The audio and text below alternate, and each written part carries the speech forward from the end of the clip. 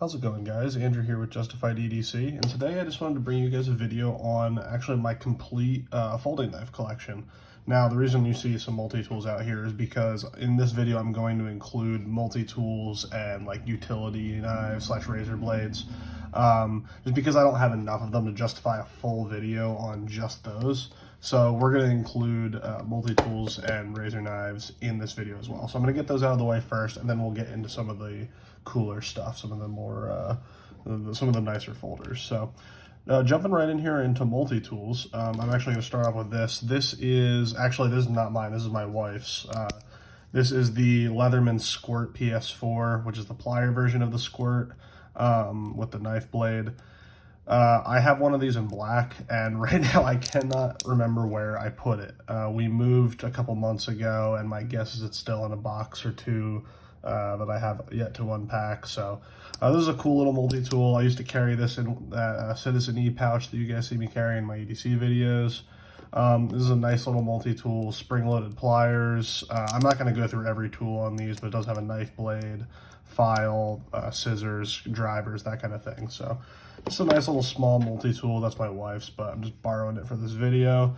The only non-Leatherman multi-tool I have right now, and actually I have the, I have to correct myself, I have a Victorinox Classic on my keys that I actually didn't pull for this video, so that's another multi-tool. But this is the Super Tinker, I believe, or I can't remember if this is the Tinker or the Super Tinker, but it's the one that has, you have your main blade here, you have a second pen blade, you have your bottle opener, can opener drivers, Phillips, and an awl, as well as your toothpick and tweezers. So this is a nice little multi-tool. Again, this is another one that I'll sometimes ride in that Citizen E pouch.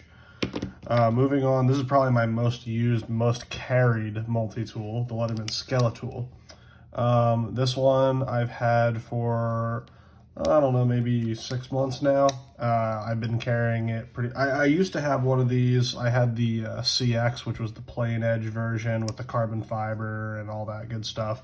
I got rid of it, but I got this one from a buddy on Instagram, and I've been using the hell out of it. I actually just had to replace these drivers. The drivers are actually already getting some use on them, but these are brand new drivers. I actually just replaced these maybe about a month or two ago. Just because I use them so much. This is a nice lightweight one. It's one of the only Leathermans with a pocket clip that comes pre-installed. It's thinner than a lot of the bigger Leatherman multi-tools. It's a lighter weight, so it's just an easier pocket carry. I carry this pretty much every day at work. This is the knife that I carry that I beat up with reckless abandon. I've even used this to deburr parts coming right out of a mill. So this knife gets beat to hell, so I don't really mind that it's serrated. And then other than that, it's really just your knife, your pliers, and your bit driver back here. Obviously, you also have like bottle opener, that kind of thing here, but just this has everything you need and nothing you don't. So this is a pretty cool one. This is the Leatherman Wave. This is not the Wave Plus. The Wave Plus, I think the only real difference is that the wire cutters are replaceable. I actually had a Wave Plus that my wife stole from me. I ended up giving that to her, and then just getting this regular Wave for myself to replace it. So she uses that quite a bit. I did get one of the aftermarket pocket clips that you can get on here. I don't even remember who makes these. Donk, I don't remember if that's a brand or what, but I think I just got it on like Etsy or something. But these are pretty cool. They just drop in the lanyard hole slot here. I can't even get this to go back in on camera. Am I doing this in the right spot? I don't even know. Oh, no, I'm not. That's why it wasn't going back in. It goes right back in there and then locks in with the lock for the internal tools, like the bit driver. So normally that would unlock that. That's really my only complaint with the pocket clip on this, is that anytime you unlock one of those internal tools, this gets really loose. It's also pretty heavy. I actually don't really carry this in pocket ever. This stays in my active shooter response bag from T-Rex Arms. That just stays in there. That or in one of my chest rigs usually. And I just keep that clip on there to hook it into Somali webbing. But yeah, I don't ever really carry this in pocket, but it is a great, this is an awesome multi-tool. This is probably Leatherman's most popular model, if I had to guess nowadays. It's just the most well-rounded. And this is an older Leatherman Supertool. This was my grandfather's. Actually, you can see on here, this was a Cabela's exclusive back in the day. This has got to be pushing 20 years old now, at least. But this is one of the older Supertools. He carried this for a long time until he got one of the newer Waves, I believe. And then he gave this to me. So this is just a sentimental one. I don't usually carry this one or use this one all that much. Right now, it just kind of stays in one of the drawers in our kitchen so that if we need a multi-tool quick and I don't have one on me, it's just around the house. So that's that. And I have one of the original leather sheaths for it as well, which you can see is pretty well worn in at this point. So that's that for multi-tools. I'm going to clear these out of the way here. And we will move on to the next category, which is, this will be a short one until we get into the cool stuff, which is utility knives, razor blades, that kind of thing. These are the RUK by Giltek, just a little EDC utility knife holder. Just slides in and out like that. It locks in a couple different positions.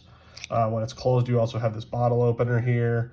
This is, I think they said this was technically for a fishing line cutter. I guess you could use it as a strap cutter. I probably wouldn't. But I think they said they put that as like a fishing line cutter, which I don't really get. And you can like occasionally get your finger in there. I'm not really a big fan of that. I think the older version didn't have that. It has this little like driver pry bar here on the back, which as you can see, these are made of aluminum. So I wouldn't really recommend doing much prying with this. I usually just use this as like a scraper. Lanyard hole, and then you do have like one of those like bit driver things here on the back, which is probably pretty useless, and I don't think I've ever used it. I literally just carry this as a backup, like little utility knife box opener kind of thing. Nice jimping up here, this little thumb groove, your hand sits in there nicely, and then you have some jimping on the top, so you can easily use that. I honestly I'm more apt to find myself putting my finger up here and using that in like a draw cut. But then, yeah, I just have two of these, one in this like OD green. I don't know how well that shows up on camera. And then one in the black. But they make these in brass, titanium, copper, aluminum. I don't even know if they make any steel ones, but those are that. Giltek, pretty cool. This is a razor blade holder by, if you recognize that logo, that's Turner CNC. He makes the fixed blade Elvia for Ed Calderon. He makes some voodoo dock blades. He has some of his own designs. I know he does those like push key things for Billy Trident. But one of those things is they do like a their version of it, like a razor blade that I think is made out of like 3D or something like that. But they made sheaths for them similar to this, and then they released ones that just fit with a standard razor blade. So there's magnets in here, magnetizes to that, and then you push it down. It covers the edge of the blade down in that crook. And then I just have this on like a ball chain. I'll usually carry this around the neck. It's very secure. I've shaken the absolute shit out of it, and it doesn't come loose at all, so no worries there. Just a cool like backup. Also, you could probably use this to carry like lock picks and stuff like that because it's magnetic. So this is just a cool little sheath. This is more about the sheath than it is about the blade, but Turner CNC, pretty cool. And then this is just your standard pop knife, ox knife, whatever you want to call them. Whenever I carry these, I put a strip of masking tape over or I guess this is Scotch tape, over the front here, because it's enough to keep the blade in when it's in your pocket so the blade doesn't come out. But when you pop these, if you're familiar with these, this internal section slides in and out, exposing the blade. So when you pop one of these, it pops the tape off, exposing the blade. So it's one-time use, but then if you're lucky with how the tape rips, you can often take it off and reuse it. So you just have a little bit of blade exposed there. You can kind of wrap it back over just like that. And once again, it's secure. It won't open in your pocket. So I usually carry these as like ditch knives if I'm traveling somewhere where you're not really supposed to have knives, or I'm worried I'm going to be going into some buildings that they're going to have metal detectors. These are super, super cheap. You can get them in bulk packs for really cheap. Just throw one in your pocket, throw some tape over it, and you have a good utility knife and last inch kind of self-defense blade as well. So that's just your regular standard pop knife. People really scalp these with prices. They'll add like a sticker or a patch to them and sell them for 5 times what they're worth. But these are very cheap, and that's really the only time I ever carry them is for like a last ditch. I want to be able to throw it in the trash and forget about it kind of knife. So getting those out of the way now, that is all of the boring stuff. And now I'm just going to kind of go one by one with my folding knives, how I have them in my case here. So starting off, I'm just going to do a kind of a quick overview of each of these. This is not a review. Some of these I have reviews on. Some of them, feel free to request a review down below. I am not going to link all of these. That is far too much work. If you have a question about a specific one or where to find it, feel free to leave a comment and I'll drop a link for you. But I am not going through my entire collection and putting links in for everything. So starting off, this is the Cold Steel Kudu. This is like the most this is like the least expensive knife Cold Steel makes. It's this like back spring lock here with the racketing mechanism and the pivot. This like ring lock. So this comes up here. The spring steel comes down over the pivot, and then to unlock it, you pull that ring up and push the blade down out of the way. These were designed after the Okapi knife that's popular in South Africa. Just a little bit higher quality than some of the cheap ones that are out there. But these come under, these are like $10. Usually you can get them for less than that. And usually what I'll do is, this is another knife that I'll often carry when traveling because it's so cheap that I can use it. And then if I have to get rid of it, I can throw it in a trash can, throw it in a bush, and forget about it. One thing you can do is these back springs come really stiff, so there's not really any good way to one hand open these when how they come. But if you really pull on these a little bit, you gotta get it just right, because you could bend it too much and it won't lock up properly anymore. But if you bend it just right, you can. We'll see if I can do this under the camera, but well, there we go. It's kind of hard to do under the camera, but you can flick these knives open just with gravity. You can kind of throw the blade out to open it quickly. These actually work very well in that like Libre Piper type grip. This keeps you from sliding forward, and also when you're putting pressure on that back spring, you're further reinforcing that lockup. So this is completely solid in this grip like that. So these are cool knives. Moving on to something completely different. This is the Emerson Market Skinner. I've had this for a while now. I haven't carried it much just because I've truly, I got this on a whim. And then I've been waiting on some scales to come in from this from a buddy. They should actually be here soon. I have some antler scales coming for this. That should be really neat. But this is a really cool knife. If you're familiar with Emerson, sorry for the oil on the blade there. I just oiled this pivot up the other day. If you're familiar with Emersons, they're pretty much always the same materials, just in different designs. They're pretty much all 154 cm blades, G10 handles, and your standard spring steel clip. Emersons are not toys, they're not fidget knives, anything like that. They're just workhorses. Admittedly, I haven't used this one as much. I plan to very much carry this one a lot more once those new scales get here. But this is a really cool design, especially if you wanted like a folding skinning knife. And that's what this was designed as. But you got the Emerson Wave on there, thumb disc. I haven't modded this one at all. It's got a little bit of lock stick. It's still breaking in, but it's actually relatively smooth for what it is. I can get it to drop shut. Not that that really matters at all. But yeah, that's the Emerson Market Skinner. Next up is another Emerson. This is the CQC10. This is an older one, back when Emerson still used that like gray PVD coating on their blades instead of doing a regular like satin stone wash. So if you can see here next to the Market Skinner, where you have satin on the grinds and a stone wash on the flats. Here they just would grind the blades and then put that gray PVD coating on them. So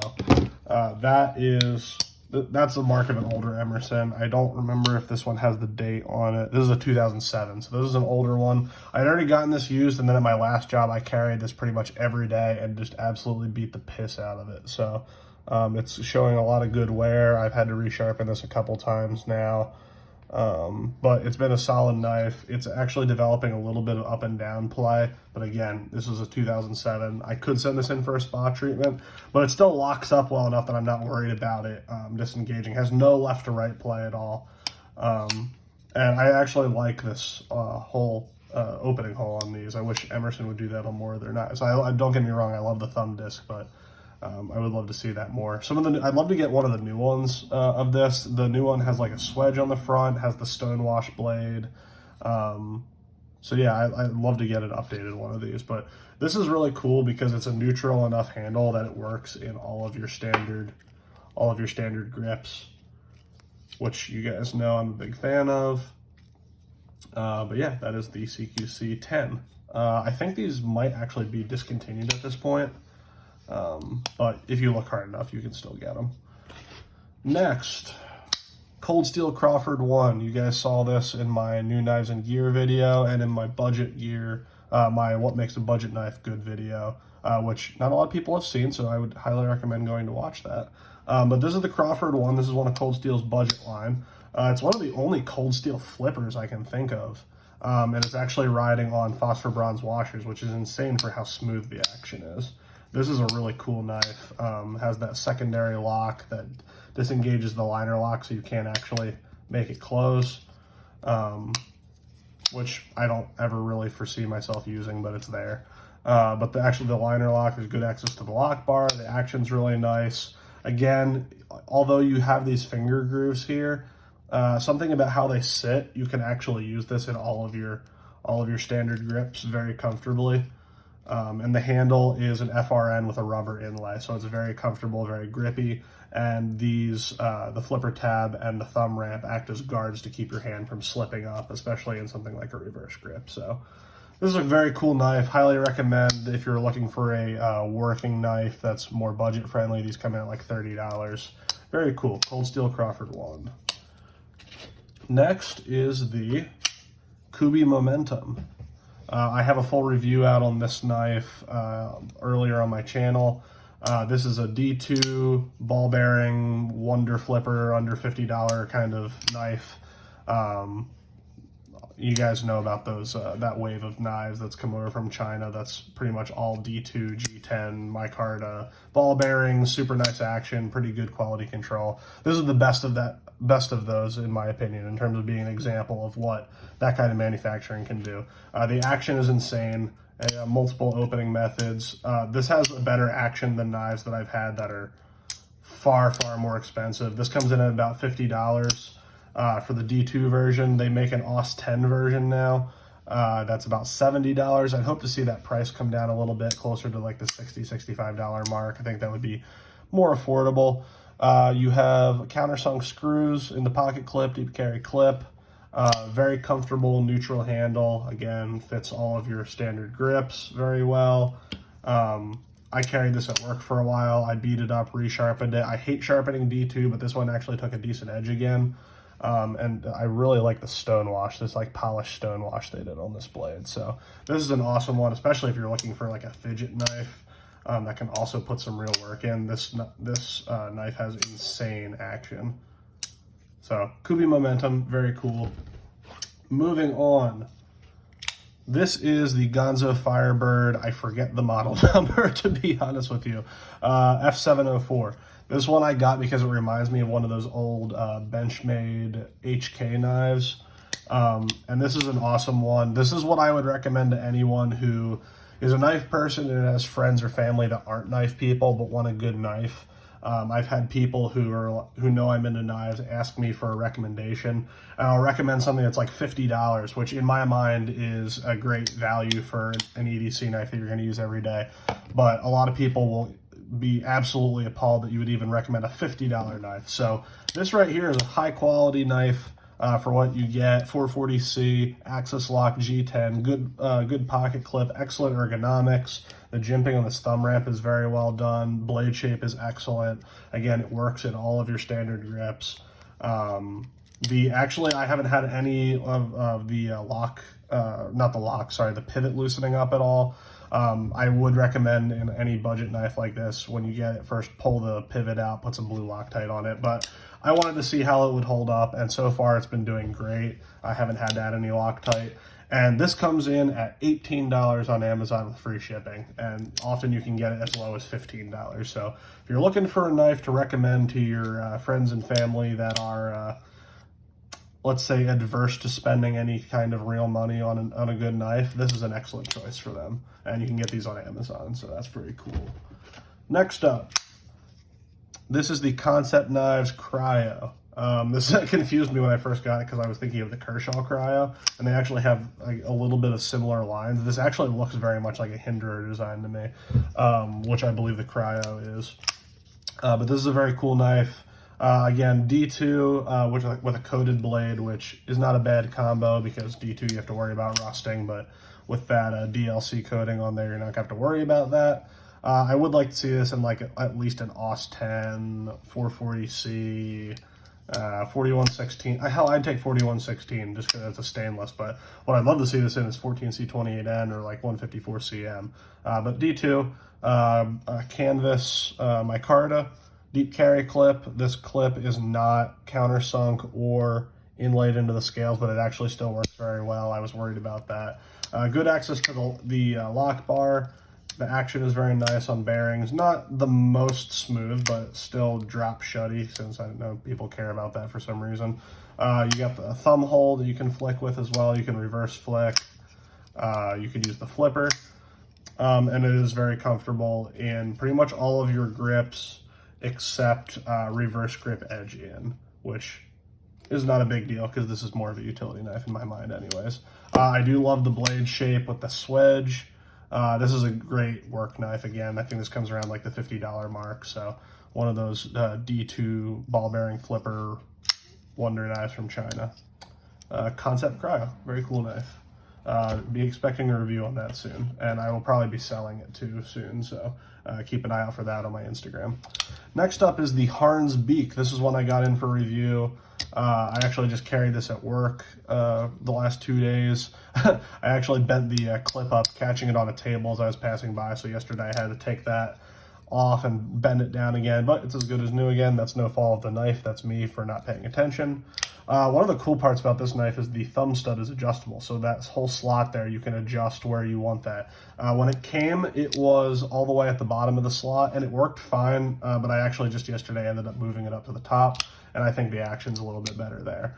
This one I did have problems with the pivot loosening up, so yesterday I pulled it apart, put some blue Loctite in it, let it sit overnight, and now it's fine.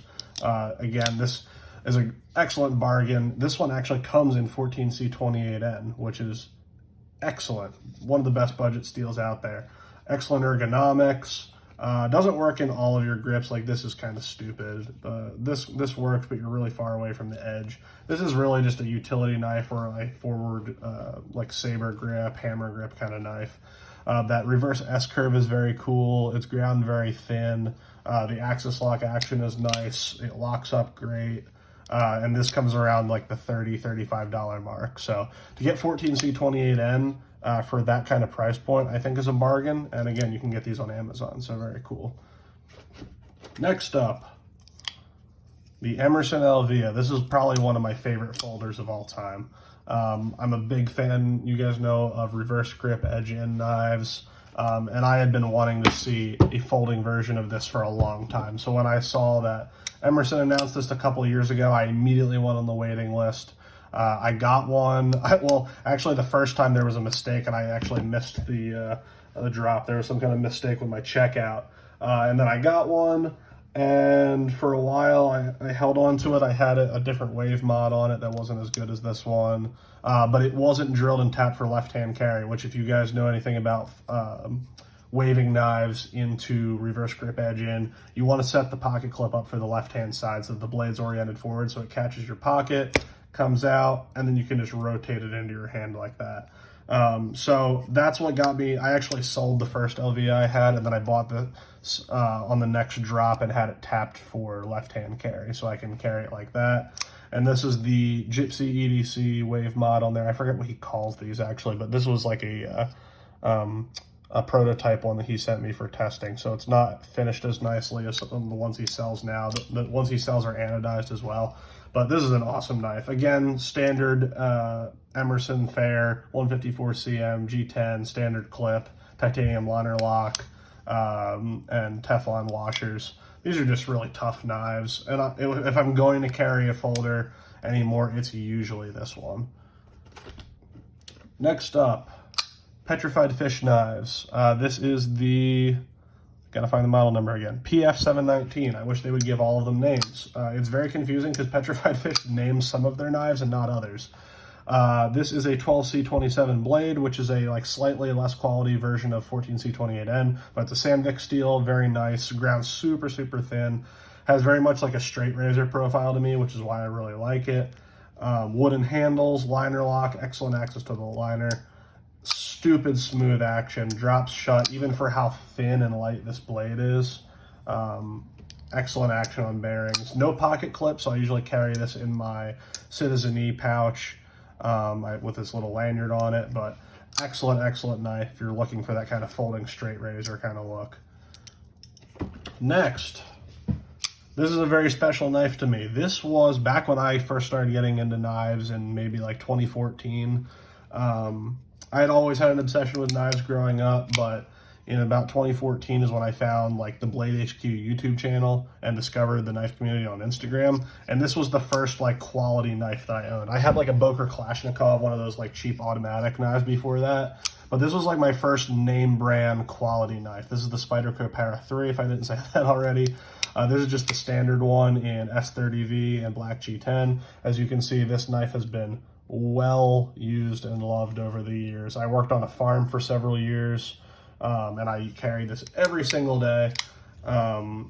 Eventually I put this Lynch Northwest deep carry clip on it, and I believe this, I can't remember who makes this blue barrel spacer. At one point I had all of the hardware blued out, but I kind of didn't like how it looked, so I kept the clip and the back spacer, not the back spacer, the lanyard hole, and just left all the rest of the hardware satin. I had some carbon fiber scales on this at one point, but again, that was just in my days of experimenting with new hardware, but this is the most functional form of this knife. This is an excellent knife. I'll never get rid of it. It was my first. Highly recommend the Para3. It's an excellent, excellent knife. The ergonomics are fantastic. It performs well. I've never had lockup issues or failure issues. It's just a great knife. So Spyderco Para3, very cool. Next up is the Mercator Black Cat knife, or as they get called, the K55K, I believe is the actual modern name. And I think these are actually supposed to be an otter or a muskrat, not a cat. But if I remember correctly, these are made in Germany. And these became popular in the U.S. after GIs from World War II started bringing them back. These have been made in Germany since pre-World War I, if I remember. And they're still made over there in a factory, all with all these old manual machines and hand fitting. They're just very cool knives. They're just one single piece of sheet metal wrapped around, pinned with a back lock. You can get them in a stainless or a carbon steel. I believe this is the carbon steel version because I do have some patina going on it. But very cool knives, back lock, one hand opening. You can get these to gravity open, and you can kind of pinch them open like that. They have this little lanyard loop on the back. This is another one I'll often carry in my pouch, but this is just a cool piece of history, and because of my German heritage, I was interested in getting one of these. So very cool knives. Highly recommend. I think they're $30. They're not that expensive. Next up, the Artisan Cutlery Arroyo. This is a Dirk Pinkerton design. You probably saw this on my new Knives and Gear video. I did get a little bit of use on this the other day, but this is still a very new knife to me. I'm trying to decide if I want to do a full review on this. This is a weird one for me because aesthetically and on paper, this looks like a knife that I would really love. That upswept blade with that fine tip, AR RPM 9 steel, this beautiful OD green canvas micarta, deep carry clip that's inset and countersunk. On paper, it looks like I should love it, but I just don't. Then there's nothing wrong with it. There's no defects. The lockup's great, the action's great, the ergos are great. It's just kind of one of those knives where it doesn't fit any really use case for me that I would want to use it for. For utility, I don't really like upswept blades. It's hard to get down to that tip effectively. And for defensive use, I like reverse grip edge in, not out.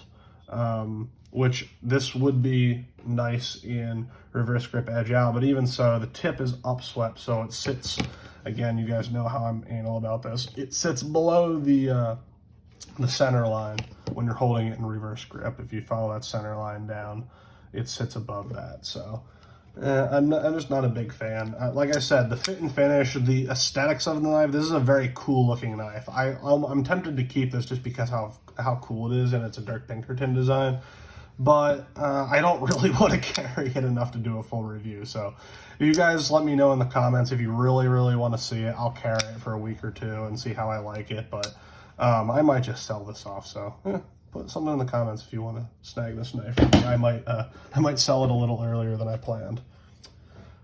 Next up, this is the Kizer Original. This is a very cool knife. I do have a full review on this. This is a kind of a unique one for Kizer. They just recently started doing more knives with these aluminum scales. Button locks are becoming more popular, so this is an interesting one. Aluminum scales, deep carry pocket clip. They are countersunk and inlaid into the scales. Button lock action is very nice. No lockup issues at all. It's actually still very tight, and the button lock is broken in nicely. I do like this knife, and again, neutral handles are very cool. In a lot of grips, though, I get that problem where I accidentally disengage that button. So I actually really wish this was a liner lock, because I really like this knife, or even like some kind of like compression lock, or maybe if they inset that button a little bit farther, it does sit just a little bit proud of the scales. I don't know. I like it a lot, but not enough to carry it every day. I carry this every day for actually several weeks, and I did enjoy using it. 154 cm, which is a great budget steel. I wish they would have ground it a little bit thinner. It does slice very well, but it's not quite as thin as stuff like Civivi's doing. So I don't know. It's a very cool knife, but probably not for me. I might hold on to it just for comparison's sake, size comparison, that kind of thing, or I might get rid of it, but we'll see. I do have a full review on it, though. It's actually, I think it's like the second video on my channel. So next, this is the Benchmade, I always forget the name of this one. I know it's a McHenry and Williams design. I can't remember if it's the Valet. I don't think it's the Benchmade Valet, but let me know in the comments if you guys remember what this knife model is. But it's cool. Aluminum scales, G10 inlays. That's kind of what caught my eye. I love the design of this handle.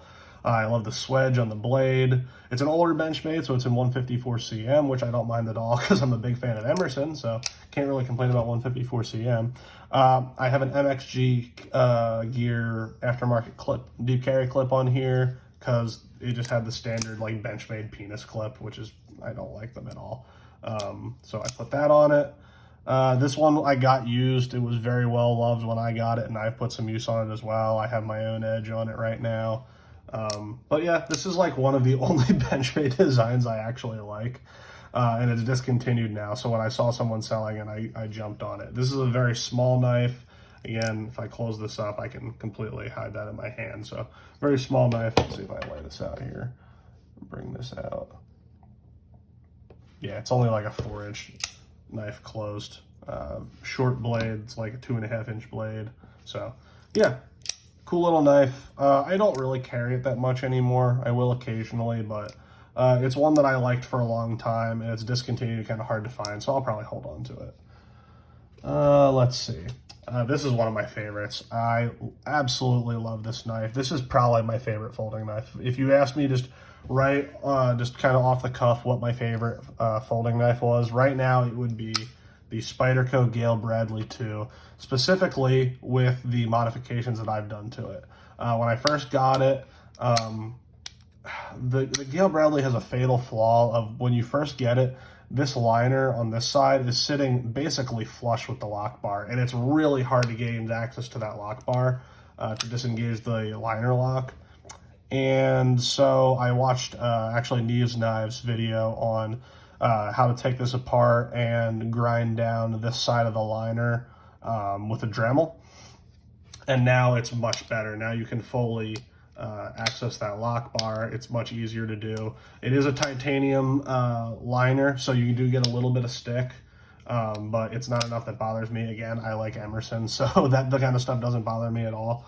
But So I ground away the liner on that side to give you better access to the lock bar.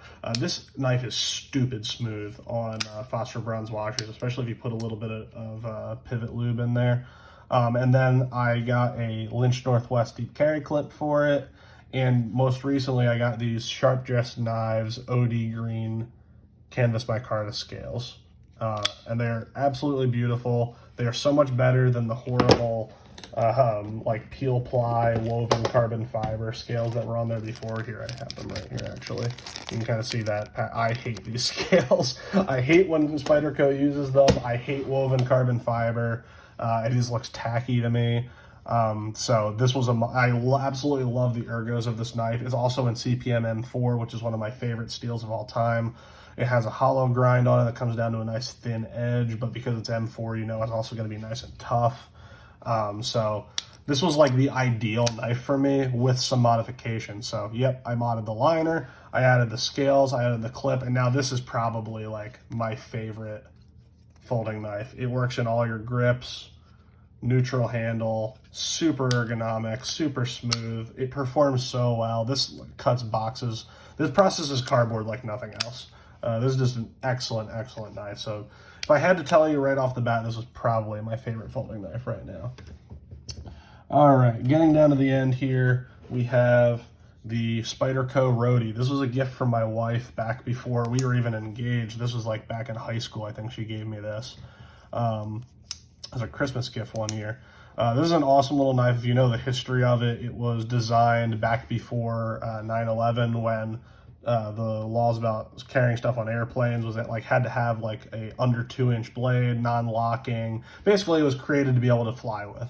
Then 9/11 happened and you can't fly with any knives on planes, but still a very cool travel knife. When we go up to visit like Massachusetts, we go into Boston. You can only have knives that are like under 2 inches there and non-locking, which is bullshit, but whatever. I often carry this if I have to cut something in public. This is the one I'll take out, and I'll usually have something like this in my pocket that if I need to use it, and then I can ditch it, that kind of thing. But this is a great travel knife. This is legal pretty much everywhere in the world that you can have knives. Just FRN handles, VG10 steel. I love this forward choil because you can choke up on it here and then you can't close it on yourself.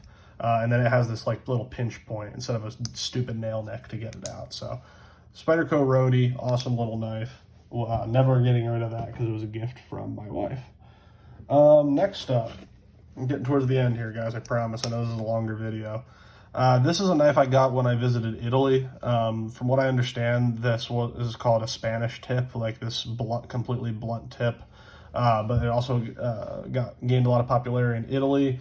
There was a time in European knife laws where stabbing rates were so high that they banned all knives with points, which is stupid because I can still do damage with the edge of the knife, but whatever. So this style of clipping the point off like that became very popular. And I thought it was a cool piece of history, and I actually really liked the almost like straight razor, cigar cutter kind of look of this knife. It's just wood handles, brass pins. I don't even know what steel it is. It's some kind of carbon steel, I believe.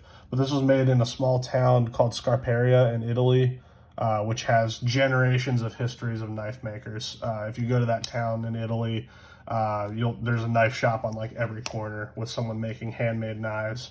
I have an even nicer one that's still packed away somewhere that I'll have to pull out at some point and show you guys. But very cool. This was a one I got on my trip to Italy, so that's a sentimental one to me.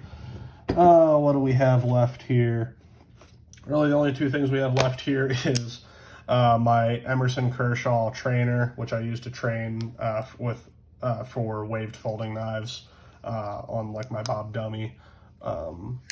Wouldn't recommend these with a sparring partner because it is still a steel blade, but on a Bob Dummy or that kind of thing, these work great just to practice actually drawing a folding knife and getting it into the fight with a wave. So that's a knife if you want to count that in the collection. And then this last one is just this dinky little OTF. I don't even really know who makes this. I got it for like $15 from someone on Instagram, but it's a cool little dagger. Stupid fast action. It's actually pretty awesome. I've never had it misfire. for as cheap as it was. But yeah, guys, that is pretty much my folding knife collection right now. Let me know if you want to see anything else. I'm going to pull some of my favorites out here just for the last shot here. But you guys let me know what you want to see next. If you have interest in reviews on any of these, leave some comments down below. Let me know if my collection is missing anything, or if you guys have any of these knives or have any thoughts on them. And as always, I will see you guys in the next video.